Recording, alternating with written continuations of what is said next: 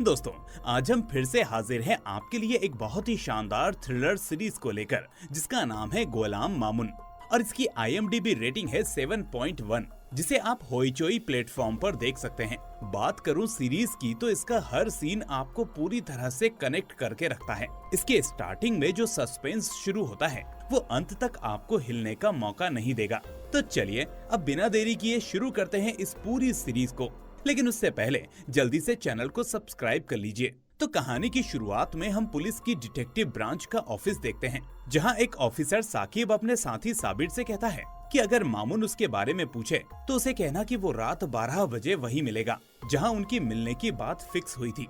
यहाँ साकिब चाहता था कि मामुन वहीं जाकर उससे मिले। इसके ठीक बाद हम गुलाम मामुन को देखते हैं, जिसके बारे में साकिब बात कर रहा था। अब मामुन साकिब द्वारा बताए गए पते पर उससे मिलने जा रहा होता है कि तभी उसे एक अनजान नंबर से SMS आता है, बी केयरफुल मामुन। इसके बाद मामुन साकिब से मिलने एक घर पहुंचता है, क्योंकि साकिब ने उसे यही मिलने के लिए बुलाया था। अब जैसे ही मामुन घर में एंटर करने लगता है तो पड़ोस के फ्लैट में रहने वाला एक आदमी उसे देख लेता है। इसके बाद मामुन ऊपर आता है और दरवाजा खटखटाता है तो उसे दरवाजा खुला मिलता है। अब जैसे ही वो अंदर जाता है और शाकिब को आवाज लगाता है, तभी अचानक कुछ लोग उस पर हमला कर देते हैं, लेकिन मामुन भी उनका मुकाबला करता है और उनमें से एक को पकड़ लेता है। वो उसका गला दबाकर पूछता है कि साकिब कहाँ है। तभी पीछे से एक आदमी आता है और मामुन की गर्दन में एक इंजेक्शन लगाकर उसे बेहोश कर देता है। अगले दिन सुबह पुलिस साकिब की पत्नी तानिया की लाश उसके घर से बरामद करती है। कोई उसे उसके ही घर में मारकर चला गया था। इस केस की इन्वेस्टिगेशन के लिए मामुन के ऑफिस का एक और ऑफिसर वहां आता है। यहाँ एक पुलिस ऑफिसर बताता है कि इस इलाके में 2 घंटे तक बिजली गायब थी, इसीलिए कोई CCTV फुटेजेस नहीं मिल पाया। इसी बीच हम देखते हैं कि मामुन रात में बेहोश हो गया था और कोई उसे कहीं दूर फेंक गया था। अब उसे होश आता है तो वो साकिब को फोन करता है, लेकिन साकिब फोन नहीं उठाता। फिर वो तानिया को कॉल करता है, लेकिन फोन रॉबिन उठाता है। मामुन पूछता है कि तुम तानिया का फोन क्यों उठा रहे हो, तानिया कहाँ है। रॉबिन जवाब देता है, तुम तानिया के फ्लैट पर आओ, सब कुछ बता दूंगा। इसके बाद उसी घर की छत पर एक लाश मिलती है जहां रात में मामुन गया था। पुलिस ऑफिसर राही इस केस की जांच कर रही होती है। लाश उसी आदमी की होती है जिससे मामुन रात में भिड़ गया था। तभी वहां मौजूद एक व्यक्ति बताता है कि उसने रात में इस फ्लैट में गुलाम मामुन को अंदर जाते हुए देखा था। राही को शक होता है और वो मामुन को फोन करके पूछती है कि कल रात आप कहाँ थे। मामुन जवाब देता है कि मैं अभी बिजी हूँ, बाद में बात करता हूँ। इसके बाद मामुन को फिर से उसी अनजान नंबर से SMS आता है, डोंट ट्रस्ट एनीबडी, यानी किसी पर भरोसा मत करो। इधर राही उस लाश को फॉरेंसिक लैब में भेज देती है। वहीं मामुन साकिब के घर जाता है और वहां उसे पता चलता है कि तानिया की हत्या कर दी गई है। उसी वक्त उसे फिर से एक SMS मिलता है, रन, यानी भागो। जब मामुन ऊपर जाता है तो रॉबिन उससे पूछता है कि साकिब कहाँ है। मामुन कहता है, यही तो मैं भी जानना चाहता हूँ। तो यहाँ रॉबिन बताता है कि साकिब कल ऑफिस से निकला था और तभी से गायब है, अभी तक उसका कुछ पता नहीं है।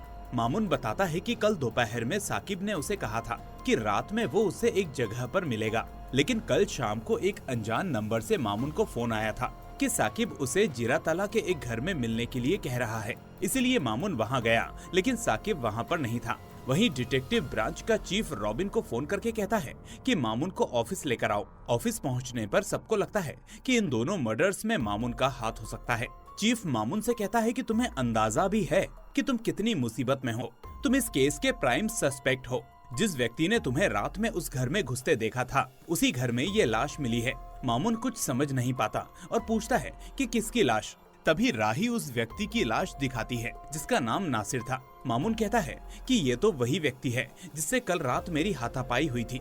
तब रॉबिन कहता है कि क्या तुम एक्सेप्ट कर रहे हो कि ये मर्डर तुमने किया है। मामुन कहता है कि नहीं, मैंने कोई मर्डर नहीं किया, उससे मेरी हाथापाई हुई थी। मैंने सिर्फ 5-6 सेकंड्स के लिए उसका गला दबाया था, तभी किसी ने पीछे से इंजेक्शन लगाकर मुझे बेहोश कर दिया। मामुन अपने गले पर इंजेक्शन का निशान भी दिखाता है, लेकिन उसकी बातों पर कोई विश्वास नहीं करता। रॉबिन कहता है कि ये तो मच्छर काटने का निशान है। ये सुनकर मामुन गुस्सा हो जाता है। दरअसल रॉबिन पहले से ही मामुन को पसंद नहीं करता था।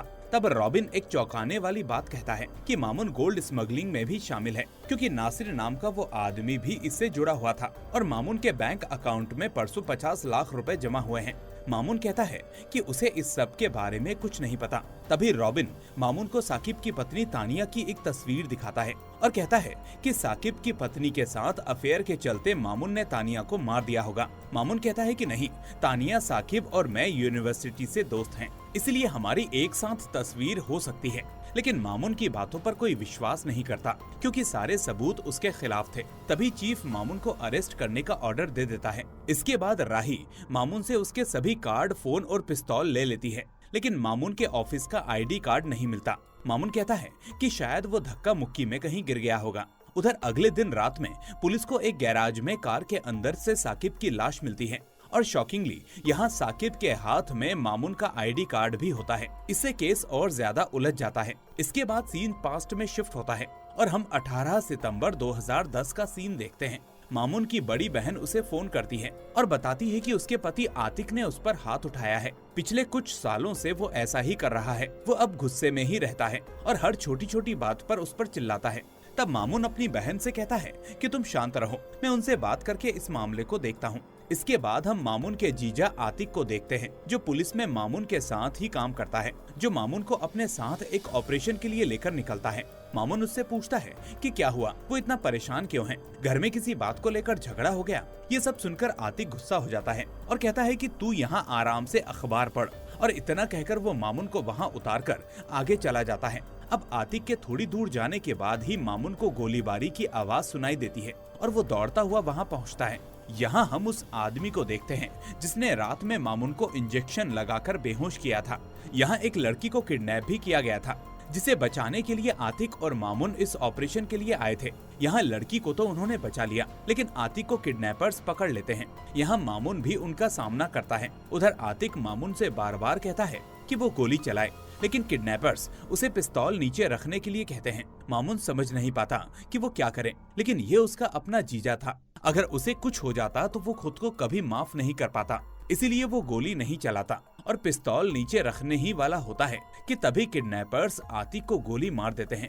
मामून भी उन पर गोली चलाता है, लेकिन तब तक आतिक वहीं दम तोड़ देता है। अब सीन वापस प्रेजेंट में आता है, जहां साबिर आकर मामून को बताता है कि साकिब की लाश मिल गई है और उसके हाथ में मामून का आईडी कार्ड भी मिला है। तब मामून समझ जाता है कि कोई उसे फंसाने की कोशिश कर रहा है।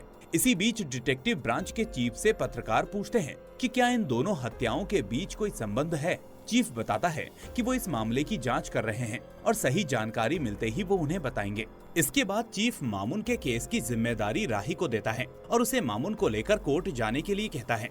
वो कहता है कि यहाँ उसे 10 दिन की रिमांड मांगनी है। इसके बाद राही और मामून कोर्ट के लिए निकलते हैं। कुछ दूर जाने के बाद मामून की बहन साबिर को फोन करती है। मामून फोन पर बात करता है। उसकी बहन बताती है कि साकिब और तानिया की मौत की खबर सुनकर उसने मामून को कई बार फोन किया, लेकिन मामून का फोन बंद था। मामून कहता है कि वो उस केस पर काम कर रहा है। उसकी बहन ये भी बताती है कि उसके घर में चोरी हुई थी, लेकिन चोर कुछ ले नहीं गया। इसके बाद मामून देखता है कि पीछे से वही आदमी जिसने उसे बेहोश किया था बाइक पर सवार होकर उसका पीछा कर रहा है। अब मामून को कोर्ट ले जाया जाता है। वो ऊपर की ओर जा ही रहे होते हैं कि तभी बाइक वाला आदमी भी कोर्ट में आता है। रॉबिन उससे बात करने लगता है। ऊपर से मामून ये सब देख लेता है और उसे शक हो जाता है। वो पक्का हो जाता है कि कोई उसे फंसाने की कोशिश कर रहा है। तभी मामून कहता है कि उसे सीने में दर्द हो रहा है और वो बेहोश होने का नाटक करता है। वो कहता है कि उसे इनहेलर चाहिए। तब उसे एक कमरे में ले जाया जाता है और आराम करने के लिए कहा जाता है। यहाँ राही को छोड़कर सभी बाहर चले जाते हैं। तभी मामून पीछे से राही का गला दबाता है और उसे बेहोश कर देता है। वो चुपचाप वहाँ से निकलने की कोशिश करता है, लेकिन तभी वो बाइक वाला आदमी ऊपर आता है और उन पर गोली चलाने लगता है, लेकिन मामून किसी तरह वहाँ से भाग निकलता है। थोड़ी देर बाद रॉबिन और बाकी लोग वहाँ पहुँचते हैं, लेकिन वहाँ कोई नहीं होता। ना तो वहाँ वो बाइक वाला आदमी होता है और ना ही मामून। कोर्ट से मामून के इस तरह भाग जाने पर चीफ बहुत गुस्सा होता है। वो रॉबिन और राही को डांटता है और कहता है कि तुम लोग एक आसानी से पकड़े जाने वाले आरोपी को कोर्ट तक नहीं ले जा सके। अब मैं ऊपर अधिकारियों को क्या जवाब दूंगा। वो राही को भी खूब डांटता है और केस की जिम्मेदारी रॉबिन को सौंप देता है। वो कहता है कि किसी भी तरह मामून को पकड़कर यहाँ लेकर आओ। इसके बाद रॉबिन अपने साथियों से कहता है कि वो अपने सभी सोर्सेज को एक्टिव कर दे और मामून के सभी रिश्तेदारों पर नजर रखे। रॉबिन राही को कोई जिम्मेदारी नहीं देता और कहता है तुम जो चाहो करो। दरअसल रॉबिन पहले से ही राही को पसंद नहीं करता था। इसके बाद राही मामून की तलाश में उसके घर जाती है। वहाँ मामून की बहन उसे बताती है कि मामून कल से घर नहीं आया है। राही कहती है कि मामून सर से कहना कि राही आई थी और वो उस पर विश्वास करती है। इस बीच हम मामून को देखते हैं जो छुपते छुपाते अपनी बहन को फोन करता है और पूछता है कि घर में जो चोरी हुई थी क्या आतिक ने कुछ लिया था। उसकी बहन कहती है कि नहीं, उसे क्या लेना था, लेकिन तू आतिक की बात क्यों कर रहा है, क्या हुआ। मामून कहता है कि नहीं कुछ नहीं हुआ, मैं बस पूछ रहा हूँ। उसकी बहन बताती है कि राही नाम की एक पुलिस ऑफिसर आई थी और कहा है कि वो मामून पर विश्वास करती है। वहीं रॉबिन इन सभी बातचीत को ट्रैक कर रहा होता है और जिससे उसे मामून की लोकेशन का पता चल जाता है। थोड़ी देर बाद मामून बैंक में फोन करता है और पूछता है कि उसके अकाउंट में परसों 50 लाख रुपए कैसे जमा हुए थे। बैंक मैनेजर उसे बताता है कि वो बैंक आकर सारी जानकारी ले सकता है। इसी बीच रॉबिन मामून की लोकेशन पता करके उसे पकड़ने के लिए निकल पड़ता है। वहीं मामून रॉबिन को देखकर वहां से भाग जाता है, लेकिन लंबी चेजिंग के बाद भी वो लोग मामून को नहीं पकड़ पाते। इसके बाद हम मिलन नाम के एक पुलिस ऑफिसर को देखते हैं जो टूरिस्ट पुलिस के रूप में काम कर रहा होता है। मामून वहां जाकर मिलन से मिलता है और कहता है कि उसे मदद की जरूरत है। वो कहता है कि उसके जीजा ने मरने से पहले एक किडनैपिंग केस सॉल्व किया था। मिलन कहता है कि हाँ, एक बिजनेसमैन की बेटी का किडनैपिंग केस। तो मामून कहता है कि उसे उस केस की कुछ और चीजें जाननी है, इसीलिए उसे कोर्ट से उस केस की फाइल लानी होगी। मिलन मामून की बात मानकर कोर्ट जाता है और फाइल लेने की कोशिश करता है। वहाँ के अधिकारी कहते हैं कि इस फाइल में ऐसा क्या है कि हर कोई इसकी कॉपी लेने आ रहा है। साकिब सर भी इसकी कॉपी लेने यहाँ आए थे। इसके बाद मामून मिलन को लेकर एक खाली फैक्ट्री में आता है और मिलन को सारी बात डिटेल में बताता है कि वो क्यों इस तरह भाग रहा है। मामून कहता है कि उसे लगता है कि साकिब, तानिया, नासिर और उसके जीजा की मौत के बीच कोई ना कोई संबंध है। मामून मिलन को एक बात समझाता है, मान लो तुम्हारे हाथ में पिस्तौल है और तुम्हारे जीजा को किडनैपर्स ने गन पॉइंट पर रखा है। किडनैपर्स तुमसे कहते हैं कि पिस्तौल नीचे रख दो, तुम नीचे रखते हो और वो तुम्हारे जीजा को मार देते हैं। तो इसका मतलब क्या है? मिलन कहता है कि इसका मतलब है कि वो आपके जीजा को मारने ही आए थे। तभी वहाँ राही आ जाती है। इसके बाद सीन शिफ्ट होता है और हम एक व्यक्ति को देखते हैं जिसका नाम कोरामिन है। वो खाना लेकर आता है और उस खाने को जयनाल नाम के एक आदमी को दे देता है। जयनाल कहता है कि वीडियो मिल गया है, उसी वीडियो के लिए मैंने उस औरत को मारा था। दरअसल जयनाल एक सीरियल किलर था। इसके बाद हम वापस मामून को देखते हैं। यहाँ राही आकर मामून और मिलन को गन पॉइंट पर रखती है। तब मामून राही को भी सब कुछ बताता है कि उसने किसी की हत्या नहीं की है, ये सब कुछ एक साजिश है और उसे फंसाया जा रहा है। लेकिन राही उसे यहाँ अरेस्ट करना चाहती थी। मामून उससे रिक्वेस्ट करता है कि वो उसे 2 दिन का टाइम दे दे। वो इस 2 दिनों में सबूत देकर साबित कर देगा कि उसने किसी की हत्या नहीं की। तब राही उसकी बात मानकर उसे टाइम दे देती है। वो दोनों मिलकर मामून के जीजा की फाइल देखते हैं जिसमें कोरामिन, जयनाल सबके नाम लिखे थे, लेकिन उनके बारे में डिटेल में कुछ भी बताया नहीं गया था। इसीलिए मामून तय करता है कि अगर वो ये पता लगा सके कि उसके बैंक में जो पैसा आया है वो किसने भेजा है तो उन्हें कुछ रास्ता मिल सकता है। लेकिन इस बार राही उसके साथ जाना चाहती थी और वो मिलन को ऑफिस जाने के लिए कहती है। इसके बाद वो बैंक जाने के लिए निकल पड़ते हैं। राही बैंक जाकर मैनेजर से मामून के अकाउंट की सभी डिटेल्स लेकर आती है। यहाँ मामून देखता है कि उसके पैसे पनामा नाम की जगह से आए हैं, जिसके बारे में मामून को कुछ नहीं पता। तब मामून अपने जीजा की फाइल को और अच्छे से देखता है। वहाँ जयनाल ट्रेडर्स और जयनाल अबेदिन के ऑफिस का एड्रेस था। ये जयनाल अबेदिन उसी लड़की का पिता था जिसे किडनैप किया गया था। इस केस पर ही मामून का जीजा काम कर रहा था, इसीलिए मामून और राही उस पते पर जाते हैं। लेकिन वहाँ जयनाल ट्रेडर्स नाम की कोई दुकान नहीं थी, वहाँ एक और दुकान थी। वहाँ के लोग बताते हैं कि जयनाल ट्रेडर्स 5-6 साल पहले ही यहाँ से चला गया है और उसने शिकदार ट्रेडर्स नाम का एक ऑफिस उत्तरा 10 नंबर में खोला है। इसके बाद मामून और राही वहां जाते हैं, लेकिन हैरानी की बात यह है कि वहां इस नाम का कोई ऑफिस नहीं होता। तभी एक बुजुर्ग आदमी उन्हें बताता है कि शिकदार ट्रेडर्स यहाँ कुछ महीने तक था, लेकिन फिर बंद हो गया। वो ये भी बताता है कि इस आदमी के बाहर कई और भी बिजनेस हैं। वो कब कहाँ ऑफिस खोलता है, कहाँ से आता है और कहाँ चला जाता है, इस बारे में किसी को कोई जानकारी नहीं है। उसकी ये सारी बातें सुनकर मामून निराश होकर वहाँ से चला जाता है। तभी वो बुजुर्ग आदमी मामून से कहता है कि उस आदमी की एक बेटी है।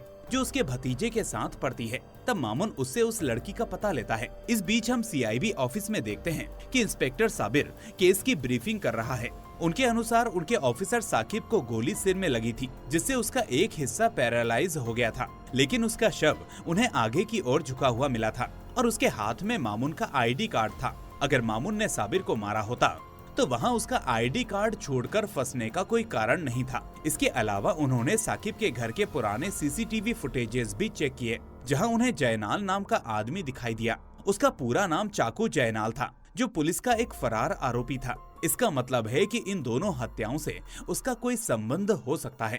लेकिन उनके चीफ के मुंह से सिर्फ एक ही बात निकलती है, मामून कहाँ है? मामून को जल्दी ढूंढ कर लाओ। दूसरी ओर मामून और राही उस लड़की से मिलने जाते हैं जिसका नाम नाबिला है। इस लड़की को छोटी उम्र में ही किडनैप किया गया था और उसे बचाने की कोशिश में ही मामून का जीजा मारा गया था। नाबिला से मामून उसके पिता के बारे में पूछताछ करता है, लेकिन नाबिला उन्हें कुछ भी नहीं बताती और उनसे बदतमीजी से बात करने लगती है। तब मामून उसे पीछे से गला दबाकर बेहोश कर देता है और गाड़ी में लेकर एक सुनसान जगह पर जाता है। नाबिला को होश आने पर वो उन्हें देखकर डर जाती है और पूछती है कि क्या आप लोग सच में असली पुलिस हैं या नकली? क्या आपने मुझे किडनैप किया है या फिर ये सब एक साजिश है? वो बताती है कि पहले जिस किडनैपिंग की घटना हुई थी वो एक नाटक था। नाबिला के पिता ने उसे अपने एक अंकल के पास कुछ दिन रहने के लिए भेजा था। फिर पुलिस आई और उसे बचा लिया। नाबिला की बातें सुनकर मामून समझ जाता है कि उसका ये अंकल ही कोरामीन है। नाबिला ये भी बताती है कि उसका पिता बहुत बुरा आदमी है और वो कई गैर कानूनी काम करता है। उसके परिवार के साथ उसके पिता का बहुत अच्छा रिश्ता नहीं है।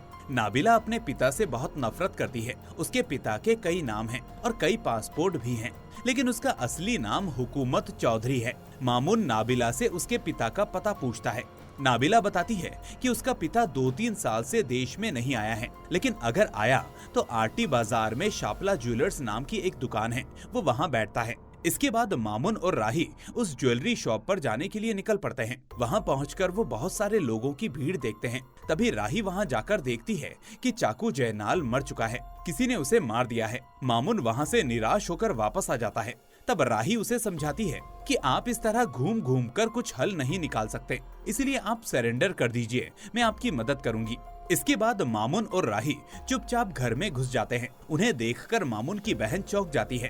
तब मामून उसे शांत करता है और जो कुछ भी हुआ वो सब बताता है कि वो क्यों इस तरह भाग रहा है। वो कहता है कि सरेंडर करने से पहले वो उसे मिलने आया है। मामून अपनी बहन से पूछता है कि क्या उसके पिता ने मरने से पहले किसी किडनैपिंग केस के बारे में उसे कुछ बताया था। उसकी बहन कहती है कि नहीं, मरने से पहले वो सुबह मंत्रालय में किसी से मिलने गए थे। इसके बाद हम देखते हैं कि मामून को लेकर टीवी पर खबर चल रही होती है कि मामून ने एक प्रेम संबंध के कारण साकिब और तानिया की हत्या कर दी है। इसके बाद मामून घर से भाग निकलता है, लेकिन गाड़ी में चढ़ते समय वो राही से कहता है कि वो थोड़ा पीछे हट जाए। राही के पीछे हटते ही मामून गाड़ी लेकर वहाँ से चला जाता है। सुबह होती है और रॉबिन मिलन से पूछताछ कर रहा होता है, क्योंकि उसने मामून और मिलन की मुलाकात का CCTV फुटेज देख लिया था। यहाँ मिलन सच बताता है कि मामून सर ने उसे अपने जीजा के केस की फाइल कोर्ट से लाने के लिए कहा था, इसलिए उसने मदद की थी। इसके बाद मिलन एक चाय की दुकान पर जाता है और चाय पी रहा होता है कि तभी एक अनजान आदमी उसके पास आकर एक लिफाफा रख कर चला जाता है। मिलन जब लिफाफा खोलता है तो उसमें एक तस्वीर होती है। तस्वीर के पीछे GM और एक तारीख लिखी होती है। मिलन GM देखकर समझ जाता है कि इसका मतलब गुलाम मामून है, यानी ये तस्वीर किसी ने खास तौर पर मामून तक पहुंचाने के लिए भेजी थी। इसी दौरान पुलिस विभाग के डिटेक्टिव ब्रांच के चीफ प्रेस कॉन्फ्रेंस में कहते हैं कि वो कोई जानकारी नहीं दे सकते। जब उनकी जांच पूरी हो जाएगी तो वो सही जानकारी सामने लाएंगे। इसके बाद ऑफिस में चीफ रॉबिन को डांटने लगता है, क्योंकि उन्होंने मामून को सस्पेक्ट बनाया है और ये बात उनके ऑफिस के अंदर से किसी ने लीक कर दी है। अब हम गुलाम मामून को देखते हैं, जो खुद को नई लड़ाई के लिए तैयार कर रहा होता है। अब स्थिति जिस स्तर पर पहुंच गई है, उसमें खुद को बेगुनाह साबित करने के लिए उसे लड़ना ही होगा। इसीलिए वो खुद को कुछ बड़ा करने के लिए तैयार करने लगता है। तभी मामून के पास मिलन आता है और उसे वो तस्वीर दिखाता है। वो कहता है कि ये तस्वीर एक अनजान नंबर से भेजी गई है।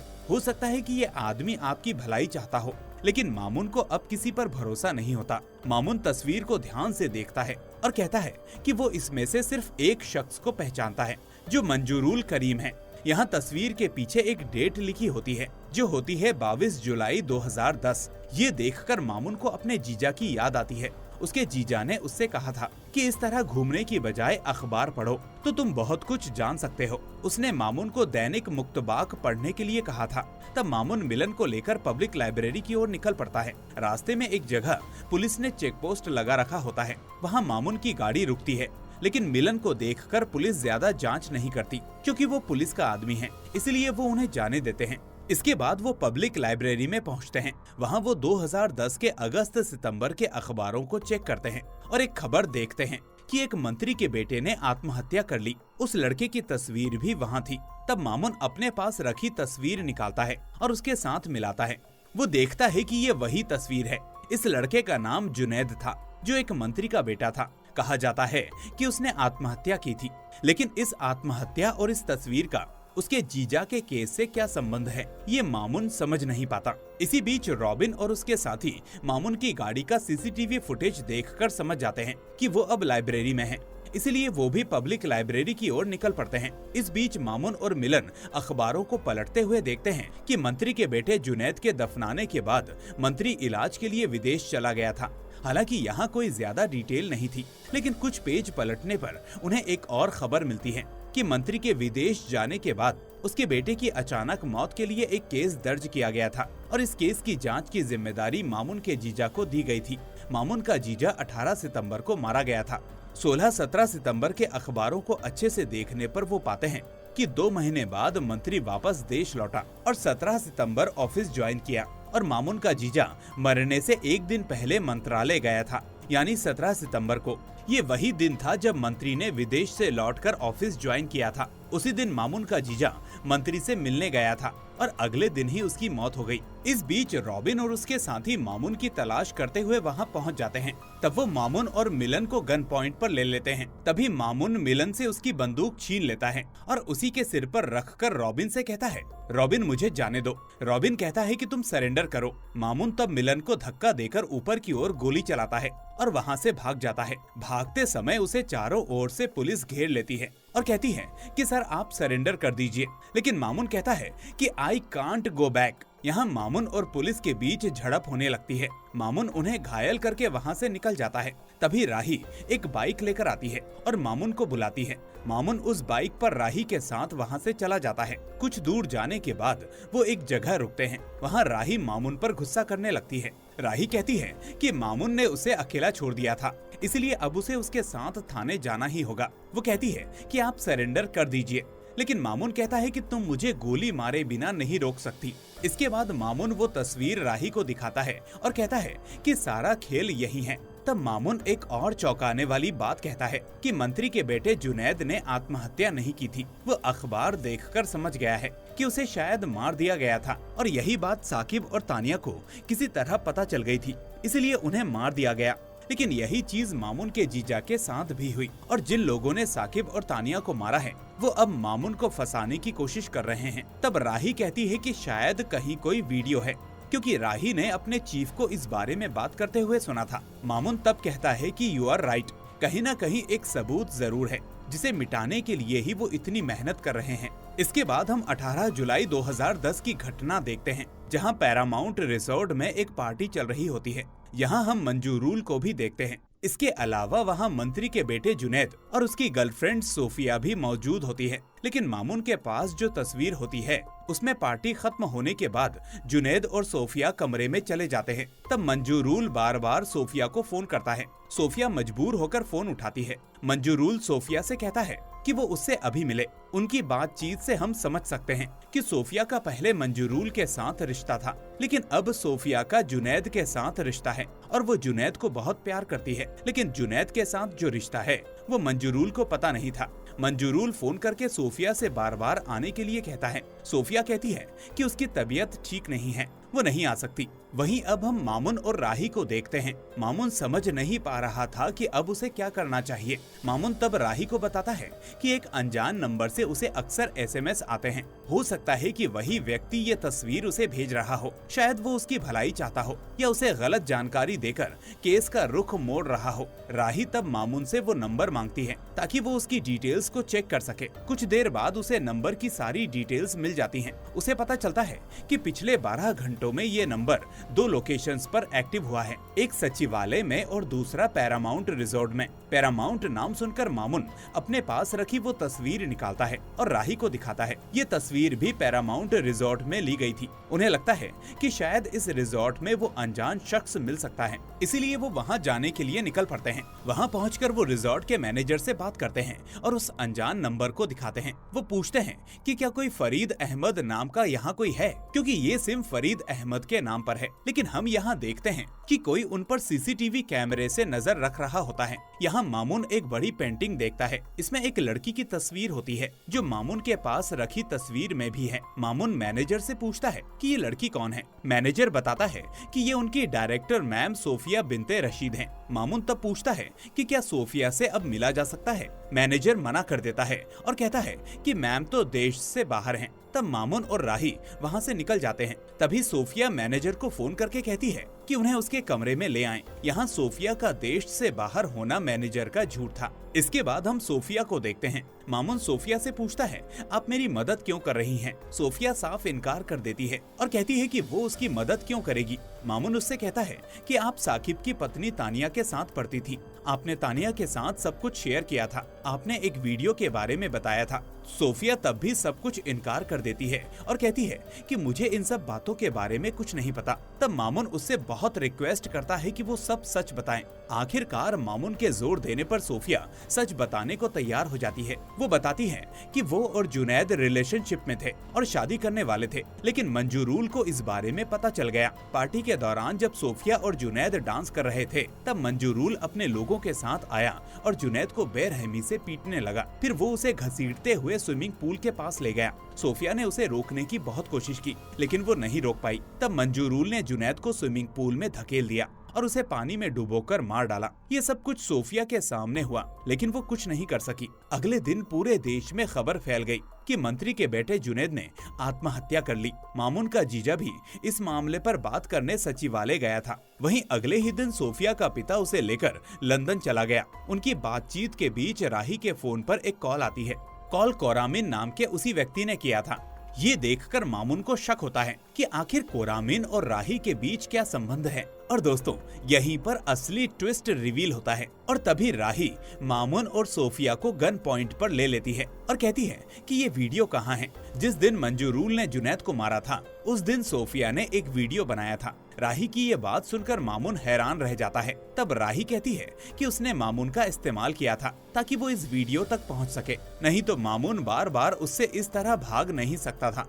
ये देखकर सोफिया कहती है, तो तुम हुकूमत के आदमी हो। मामून कहता है, कौन हुकूमत? हुकूमत अली नाम का तो एक आदमी 2 साल से विदेश में है और देश में नहीं आया है। तब सोफिया के मुंह से हम सुनते हैं कि हुकूमत कोई एक आदमी नहीं है, बल्कि ये लोगों का एक ग्रुप है जो पर्दे के पीछे से देश के सभी तार खींचता है। वो राही के हाथ से गन छीन लेती है। तब राही उससे लड़ने लगती है। यहाँ उनके बीच भारी हाथापाई होती है। हाथापाई के दौरान राही की गन से गोली निकल जाती है और वो खुद ही मर जाती है। इसके बाद हम जुलाई 2010 की घटना देखते हैं, यानी जुनैद की मौत के 2 दिन बाद एम्पायर ग्रुप के चेयरमैन यानी मंजूरुल के पिता ने मंत्री को फोन किया। फिर वो मिलते हैं। यहाँ मंजूरुल का पिता माफी मांगता है और कहता है कि उसका बेटा ये अनजाने में कर बैठा है। वो कहता है कि आप इस मामले को और आगे ना बढ़ाएं, इससे आपको भी दिक्कत होगी और हमें भी। अगर कोई प्रॉब्लम हुई तो आपका मंत्री पद भी जा सकता है और आपका पूरा परिवार खत्म हो जाएगा, क्योंकि ये एम्पायर ग्रुप देश की सबसे प्रभावशाली कंपनी थी।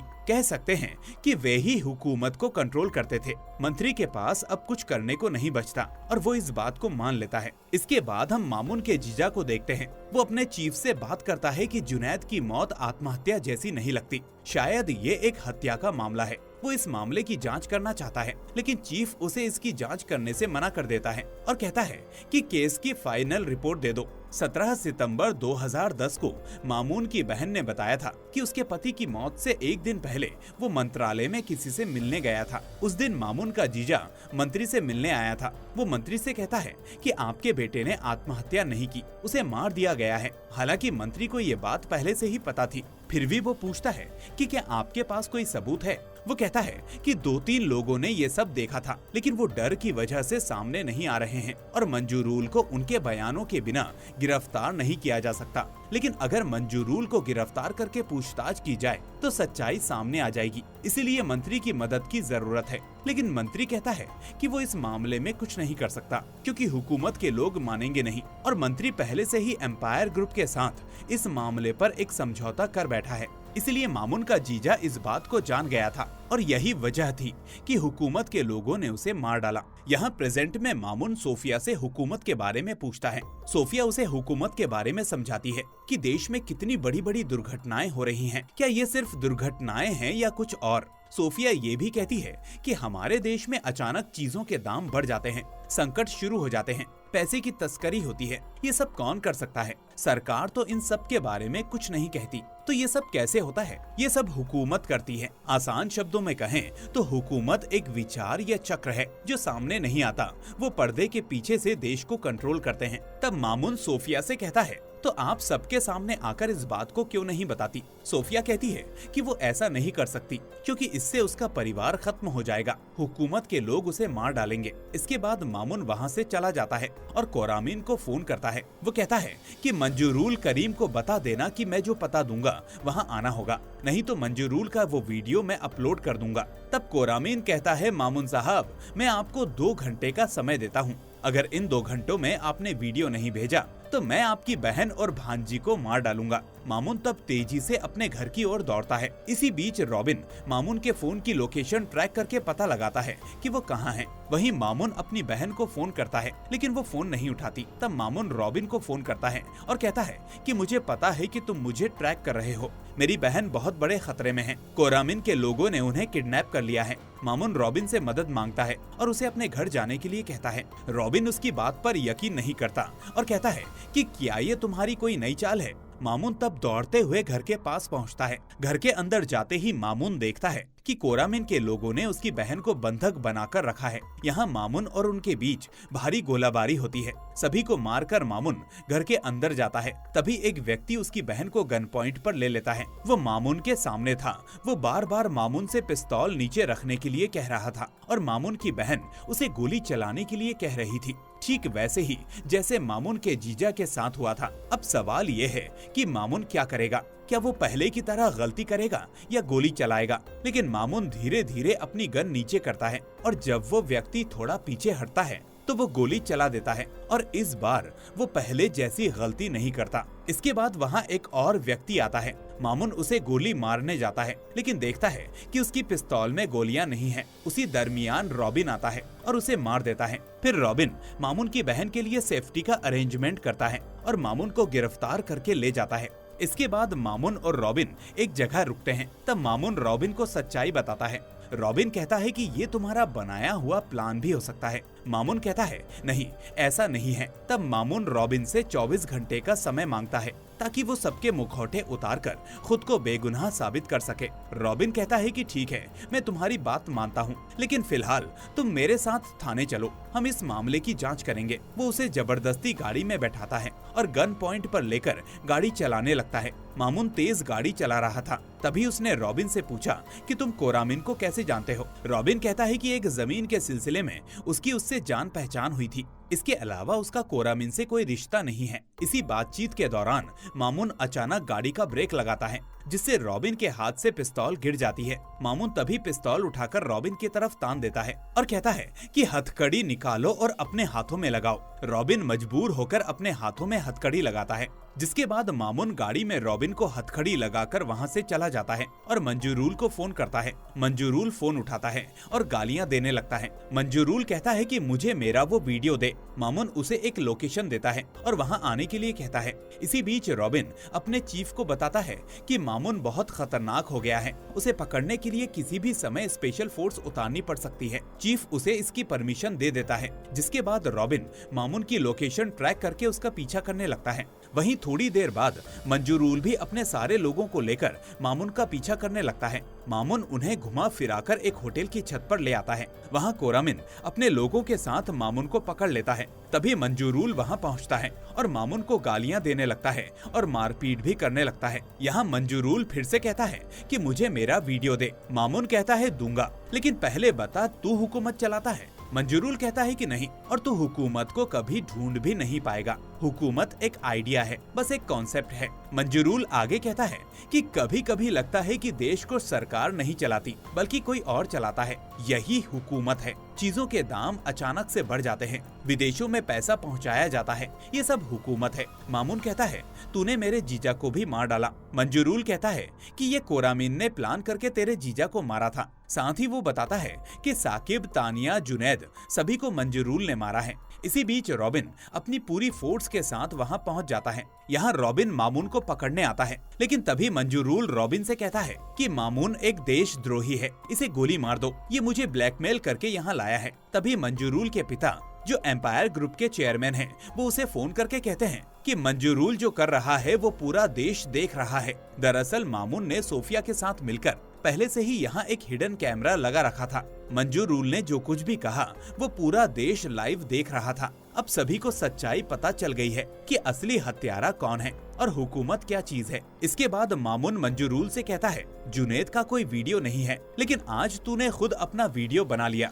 तभी रॉबिन मंजूरूल को गन पॉइंट पर ले लेता है। मंजूरूल कहता है देश के लोगों ने देख लिया तो क्या हुआ, हुकूमत मुझे कुछ नहीं होने देगी। हुकूमत जानती है कि मंजूरूल करीम खत्म तो हुकूमत खत्म। तभी हम देखते हैं कि कोरामिन के पास किसी का फोन आता है और वो पिस्तौल निकालकर मंजूरूल को सीधे गोली मार देता है। पुलिस कोरामिन को रोकने जाती है तो इतने में वो खुद अपने सिर पर गोली मारकर आत्महत्या कर लेता है और इसी एक पल में सारा मामला खत्म हो जाता है। अब एंडिंग सीन में हम एक न्यूज देखते हैं कि मंजूरूल करीम विदेश भाग गया है और मामुन को 10 दिनों की रिमांड पर ले जाया गया है और वो अब जेल में है। देश के विशेषज्ञ कह रहे हैं कि ये हुकूमत की बात झूठ है, इसका कोई अस्तित्व नहीं है। मंजूरूल ने अपने अपराधों को छुपाने के लिए हुकूमत की बात की थी। आखिर में हम राही को देखते हैं, वो आईसीयू में होती है और उसे होश आ गया था, यानी राही अभी भी जिंदा है। और यही इस शानदार सीरीज का होता है दी एंड। तो दोस्तों आज के लिए बस इतना ही। वीडियो पसंद आई हो तो इसे लाइक करके चैनल को सब्सक्राइब करना ना भूलें,